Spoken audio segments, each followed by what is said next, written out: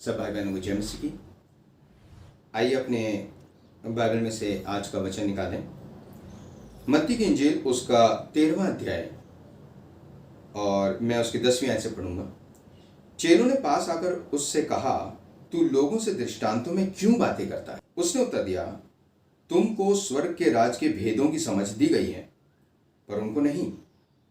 यीशु मसीह क्या कह रहे हैं? चेलों ने आकर पूछ रहे हैं यीशु मसीह से कि तू दृष्टांतों में क्यों बातें करता है, क्यों एग्जाम्पल्स में बातें करता है, क्यों तू डायरेक्ट सीधे सीधे नहीं कहता, तू क्यों पहरावे में बात करता है, क्यों तू एक स्टोरी के जरिए बातें समझाने की कोशिश करता है। पैराबल्स में, पैराबल मतलब स्टोरीज, शॉर्ट स्टोरीज। पैराबल्स में इंग्लिश में वर्ड है पैराबल, दृष्टांतों मतलब पैराबल्स में। पैराबल्स में क्यों बातें करता है, क्यों दृष्टांतों में बातें करता है, क्यों कहानियों में बातें करता है। लेकिन एक्चुअली यीशु मसीह का मकसद जो है वो कहानियां बताना नहीं है। यीशु मसीह का मकसद कहानियां सुनाना नहीं है, वरन उसका मकसद है उस कहानी के जरिए जो एक्चुअल बात है, जो वो कहना चाह रहा है, वो समझाना। तो कई बार यीशु मसीह इस तरीके से बातें करते थे। और यहां पर मत्ती 13 में चेले कह रहे हैं कि तू क्यों दृष्टांतों में बातें करता है, और यीशु मसीह उसका जवाब दे रहे हैं कि उसने उत्तर दिया, तुमको स्वर्ग के राज के भेदों की समझ दी गई है पर उनको नहीं। 13वीं आयत, मैं उनसे दृष्टांतों में इसलिए बातें करता हूं कि वे देखते हुए नहीं देखते और सुनते हुए नहीं सुनते और नहीं समझते।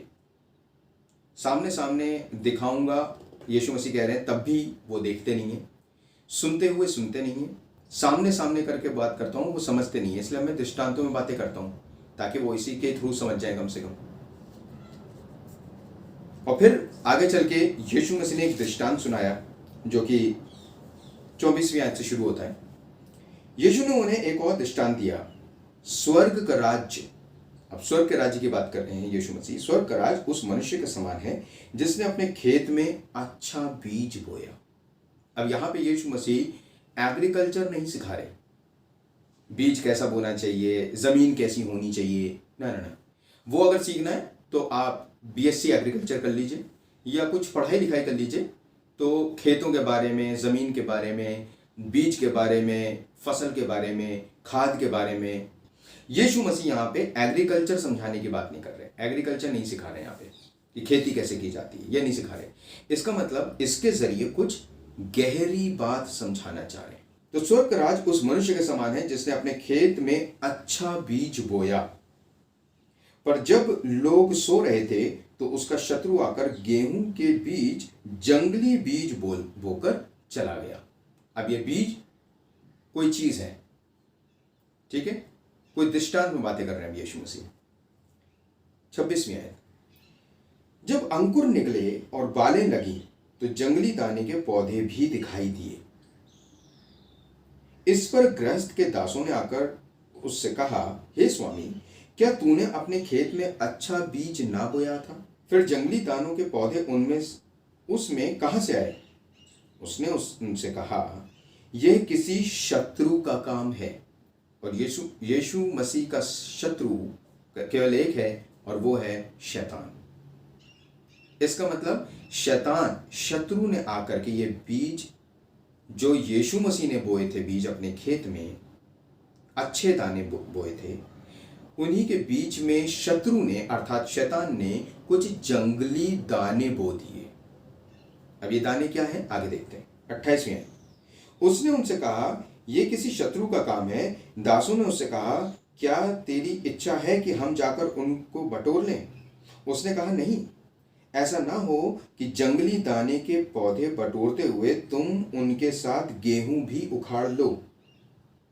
कटनी तक दोनों को एक साथ बढ़ने दो, और कटनी के समय मैं काटने वालों से कहूंगा कि पहले जंगली दाने के पौधे बटोरकर जलाने के लिए उनके गट्ठे बांध लो और गेहूं को मेरे खत्ते में इकट्ठा करो। ध्यान से सुनिएगा, ये परमेश्वर का वचन है, किसी इंसान का वचन नहीं है।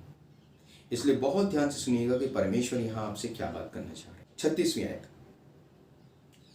तब वो भीड़ को छोड़कर घर में आया और उसके चेलों ने उसके पास आकर कहा, खेत के जंगली दाने का दृष्टांत हमें समझा दे। यीशु मसीह ने और भी बहुत से दृष्टांत बीच में बोले, अगर आप पढ़ेंगे लेकिन उनके किसी विषय में बात नहीं करी चेलों ने, लेकिन चेलों ने जंगली दाने के विषय में ज़रूर जानना चाहा। और अकेले में जब यीशु मसीह आए तो उससे पूछ रहे हैं कि तू हमें खेत के जंगली दाने का दृष्टांत हमें समझा दे। अब ध्यान से सुनिए जो वो समझाना चाह रहा है। 37वीं आयत, उसने उनको उत्तर दिया, अच्छे बीज का बोने वाला मनुष्य का पुत्र है। इसका मतलब यीशु मसीह खुद है जो वो बीज बो रहा है। बीज क्या है, यह हम आगे देखेंगे। खेत संसार है, पूरी दुनिया है खेत। अच्छा बीज राज्य की संतान है। ओके, इसका मतलब ये कुछ लोग हैं।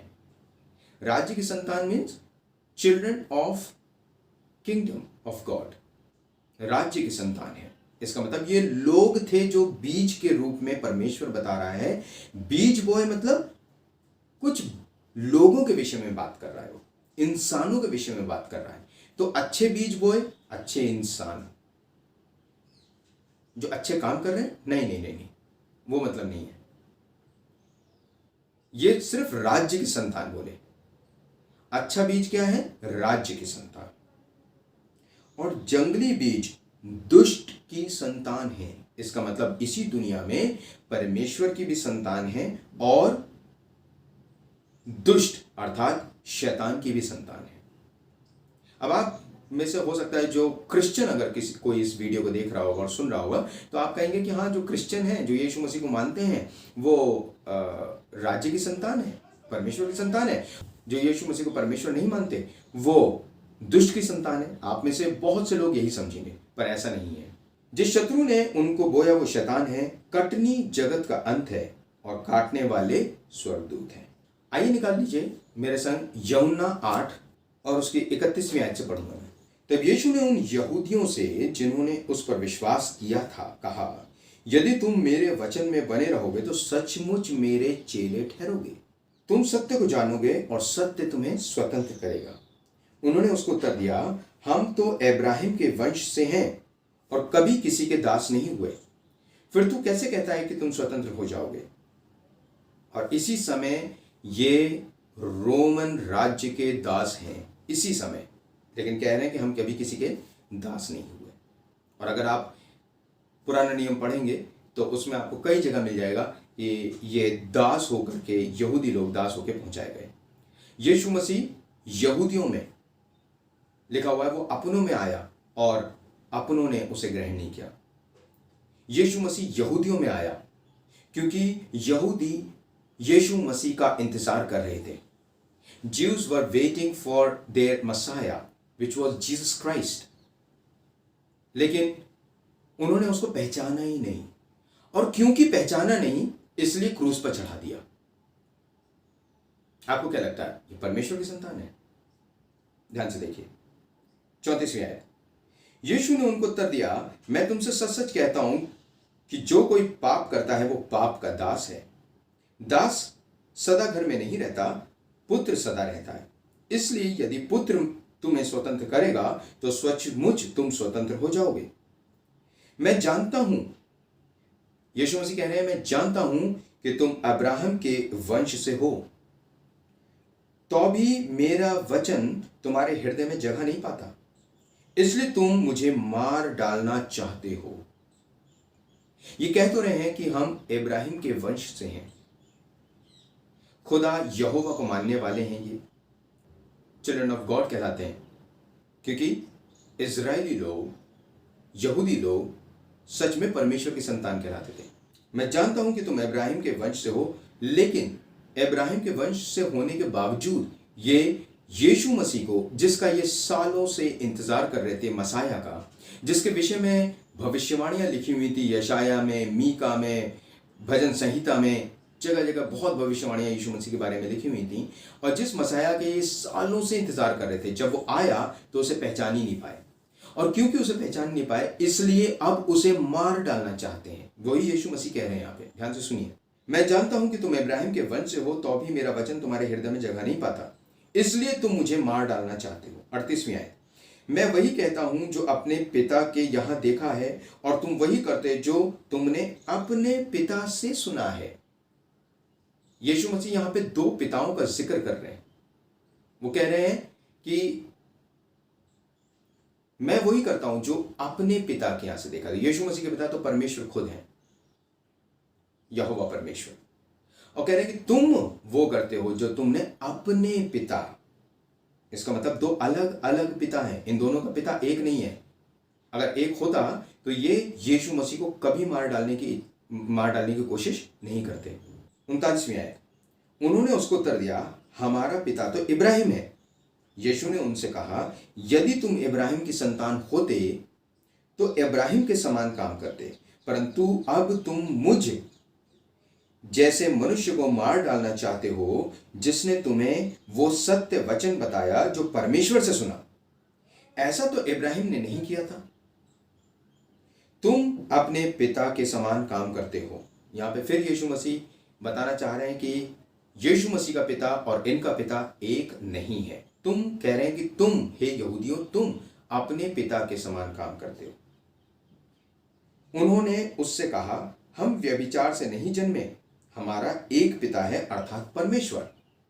अभी ये कह रहे थे थोड़ी देर पहले कि हमारा पिता इब्राहिम है, अब ये कह रहे हैं कि हमारा पिता परमेश्वर है। ओके, इनके कहने से क्या होता है, देखते हैं यीशु मसीह क्या कहते हैं इनके विषय में। 42वें आयत, यीशु ने उनसे कहा, यदि परमेश्वर हमारा पिता होता तो तुम मुझसे प्रेम रखते, क्योंकि मैं परमेश्वर की ओर से आया हूं।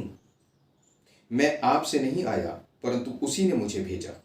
43वीं आयत, तुम मेरी बातें क्यों नहीं समझते, इसलिए कि तुम मेरा वचन सुन नहीं सकते। तुम अपने पिता शैतान से हो और अपने पिता की लालसाओं को पूरा करना चाहते हो। यीशु मसीह ने क्लियर कर दिया 44वीं आयत में कि इनका पिता शैतान है। अभी हमने मत्ती 13 में पढ़ा कि शैतान चुपके से आकर के, बैरी चुपके से आकर के संसार रूपी खेत में अपने बीज बोकर चला गया। अब यहां पे यीशु मसीह कह रहे हैं यूहन्ना की इंजील में, तुम अपने पिता शैतान से हो और अपने पिता की लालसाओं को पूरा करना चाहते हो। अपने पिता शैतान से पैदा हुए हो तुम। इन फकी फरीसियों को, इन यहूदियों को बोल रहे हैं फकी फरीसी, उस समय के बाइबल ज्ञाता। लेकिन क्या इनमें क्या प्रॉब्लम थी, ये जब यीशु मसीह वचन था, जब यीशु मसीह सामने आया तो उसे समझ नहीं पा रहे। और ऐसे ही आज पता नहीं कितने लोग हैं जो इन यीशु मसीह की बताई हुई शिक्षाओं में फेरबदल कर रहे हैं, उसे समझ नहीं पाते, उनको समझ ही नहीं आता। और खुद देख लीजिए कि आप किसकी संतान है।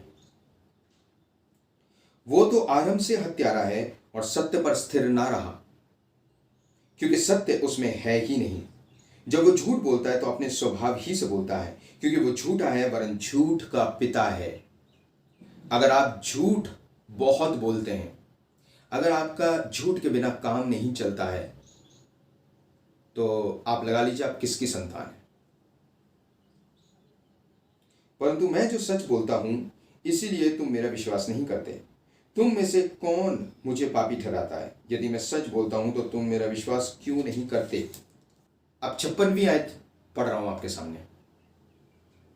तुम्हारा पिता इब्राहिम मेरा दिन देखने की आशा से बहुत मगन था और उसने देखा और आनंद किया। यीशु मसीह इब्राहिम तक जा रहे हैं और कह रहे हैं कि उसने मेरा दिन देखा और आनंद और मगन किया, बहुत खुश हुआ इब्राहिम हमारा पिता। किसका दिन देख करके? यीशु मसीह का दिन देख करके। यहूदियों ने उससे कहा, अब तक तू 50 वर्ष का नहीं, फिर भी तूने इब्राहिम को देखा है। क्योंकि यीशु मसीह के अंदर यहोवा खुदा था। ये दो अलग अलग लोग अलग अलग नहीं थे कि पिता अलग है, पुत्र अलग है, पवित्र आत्मा अलग है। जैसे बहुत से लोग आज ये विश्वास करते हैं कि पिता अलग है, पुत्र अलग है और पवित्र आत्मा अलग है। नहीं, वही सेम खुदा जो यहोवा खुदा था, जो आत्मा था, वही आत्मा, वही परमेश्वर, वही खुदा, वही यीशु मसीह के अंदर आ गया था। वही यीशु मसीह था। और तभी वो कह रहा है कि तुम्हारा पिता इब्राहिम मेरा दिन देखने के लिए बहुत मगन था और उसने देखा भी और आनंद किया। क्या अब तक तू 50 वर्ष का नहीं हुआ? यहूदियों ने कहा, फिर भी तूने इब्राहिम को देखा है? यीशु ने उनसे कहा, मैं तुमसे सच सच कहता हूं कि पहले इसके कि इब्राहिम उत्पन्न हुआ, मैं हूं। यही बोला था मूसा से खुदावंद ने, आई एम मेरा नाम है। इससे पहले कि इब्राहिम हुआ, मैं हूं। ये वही खुदा है, यीशु मसीह। तभी वो कह रहा है, इससे पहले कि इब्राहिम हुआ, मैं हूं। और यही मूसा से कहा था यहोवा परमेश्वर ने, जब मूसा ने कहा कि जब मैं उनके पास जाऊंगा तो मैं क्या कहूं कि मुझे किसने भेजा है, मैं क्या नाम बताऊं तेरा? उसने कहा, मैं हूं सो हूं, I am that I am. तब उन्होंने उसे मारने के लिए पत्थर उठाए, परंतु यीशु छिपकर मंदिर से निकल गया। ये इतने क्रोधित हो गए कि इन्होंने पत्थर उठा लिए। अब मैं आपके सामने एक छोटी सी बात रख रहा हूं। यह बात लोगों को समझ में नहीं आती, बहस करते हैं इसके ऊपर। निकाल लीजिए मेरे संग मत्ती 28 उसकी 19वीं आयत से पढ़ रहा हूं।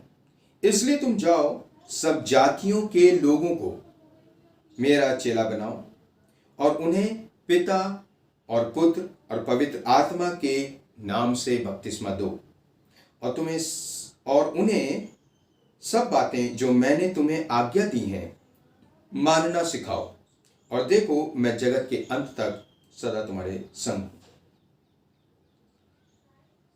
मैं 19वीं आयत पे थोड़ा सा ध्यान दूंगा।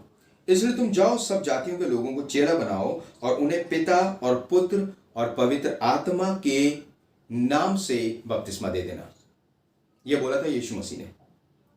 लेकिन आज ईसाई समाज का बहुत बड़ा हिस्सा सिर्फ ये चीज रिपीट कर देते हैं, मैं तुम्हें पिता, पुत्र और पवित्र आत्मा के नाम से बपतिस्मा देता हूं। लेकिन यीशु मसीह ने कहा था, तुम जाकर लोगों को पिता, पुत्र और पवित्र आत्मा के नाम से बपतिस्मा देना। के नाम से देना बपतिस्मा, नाम से, क्योंकि नाम से ही हम हर चीज करते हैं। यीशु मसीह के नाम से हम दुआ करते हैं, यीशु मसीह के नाम से भविष्यवाणी करते हैं, यीशु मसीह के नाम से अचंभे के काम होते हैं, यीशु मसीह के नाम से मिरेकल्स होते हैं, यीशु मसीह के नाम में चंगाइयां होती हैं। लेकिन बपतिस्मा जब लेने की बात आती है तो वो ये समझ ही नहीं पाते और लकीर के फकीर बन जाते हैं और समझ ही नहीं रहे हैं। याद करना, यीशु मसीह को उन्होंने समझा नहीं। आज यीशु मसीह कौन है? ये वचन है। आदि में वचन था, वचन परमेश्वर के साथ था और वचन ही परमेश्वर था और वचन देहधारी हुआ। 14वीं आयत में लिखा हुआ, यूहन्ना 1 में से मैं बोल रहा हूं, यूहन्ना 1:14, और वचन देहधारी हुआ और हमने उसकी ऐसी महिमा देखी जैसे पिता के इकलौते पुत्र की। यीशु मसीह कौन है? आज वचन है। ये बोल के गया था वो। आज हम हर चीज में मसीह समाज एक है। यीशु मसीह परमेश्वर है, हाँ हम एक हैं। यीशु मसीह उद्धार करता है, सेवियर है, हाँ हम इस बात में एक हैं। यीशु मसीह चंगाई देता है, हाँ हम इस बात में एक हैं।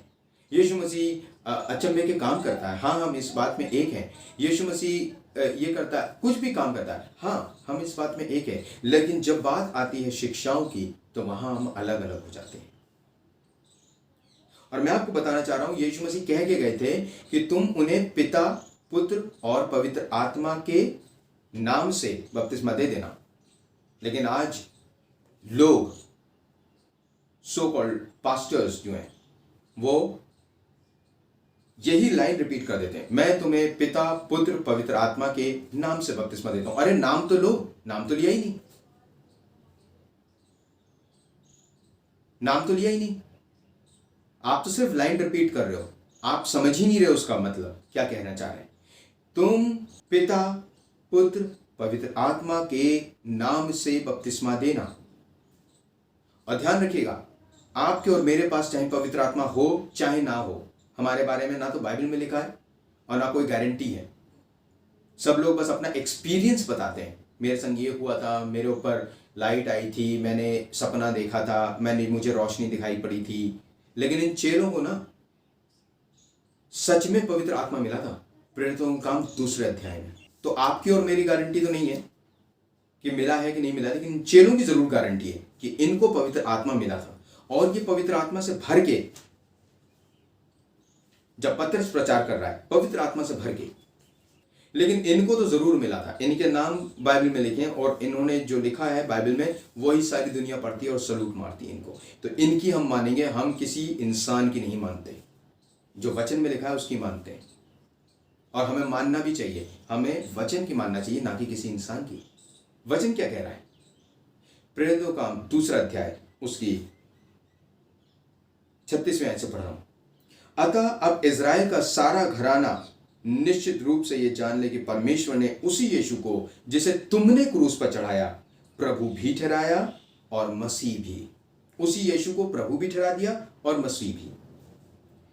तब सुनने वालों के हृदय छिद गए और वे पतरस और शेष प्रेरितों से पूछने लगे, हे भाइयों, हम क्या करें? अभी सुधारना चाहते हैं अपनी गलती। पतरस ने उनसे कहा, मन फिराओ। पहला काम, मन फिराओ, और तुम में से हर एक अपने अपने पापों की क्षमा के लिए पिता पुत्र पवित्र आत्मा के नाम से बपतिस्मा ले। यह लिखा हुआ है, पढ़िए मेरे संग। नहीं, यहां पे जो यीशु मसीह ने कहा था वही काम पतरस ने एग्जैक्टली वही काम किया। और क्या काम किया? कि तुम में से हर एक अपने अपने पापों की क्षमा के लिए यीशु मसीह के नाम से बपतिस्मा ले, तो तुम पवित्र आत्मा का दान पाओगे। क्योंकि यह प्रतिज्ञा तुम और तुम्हारी संतानों और उन सब दूर दूर के लोगों के लिए भी है जिनको प्रभु हमारा परमेश्वर अपने पास बुलाएगा। लेकिन आज बहुत से लोगों को यह बात समझ नहीं आती। यीशु मसीह जो आखिरी एक ग्रेट कमीशन देके गए कि तुम जाकर सारी जातियों के लोगों को चेला बनाओ और उन्हें पिता पुत्र पवित्र आत्मा के नाम से बपतिस्मा दो। नाम तो था ही, नाम ही से दिया पतरस ने। और बाकी जितने लोग हैं आज जो पिता पुत्र पवित्र आत्मा के नाम से मैं तुम्हें बपतिस्मा देता हूं, सिर्फ रिपीट कर रहे हैं उस लाइन को, लेकिन जो एक्चुअली में यीशु मसीह ने कहा था वो नहीं कर रहे पूरा, और बहस करते हैं और अपने आप को सच साबित करने की कोशिश करते हैं, जबकि सत्य सिर्फ वचन है। सत्य सिर्फ केवल वचन है, कोई इंसान नहीं है। अपने आप को प्रूव करना चाहते हैं कि मैं राइट हूं।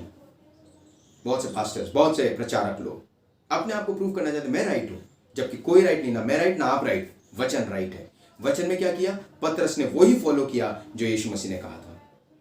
और आपकी कोई गारंटी नहीं है कि आपको पवित्र आत्मा मिला है कि नहीं, और ना मेरी कोई गारंटी है, लेकिन पतरस को जरूर मिला था प्रेरितों का काम 2 अध्याय में।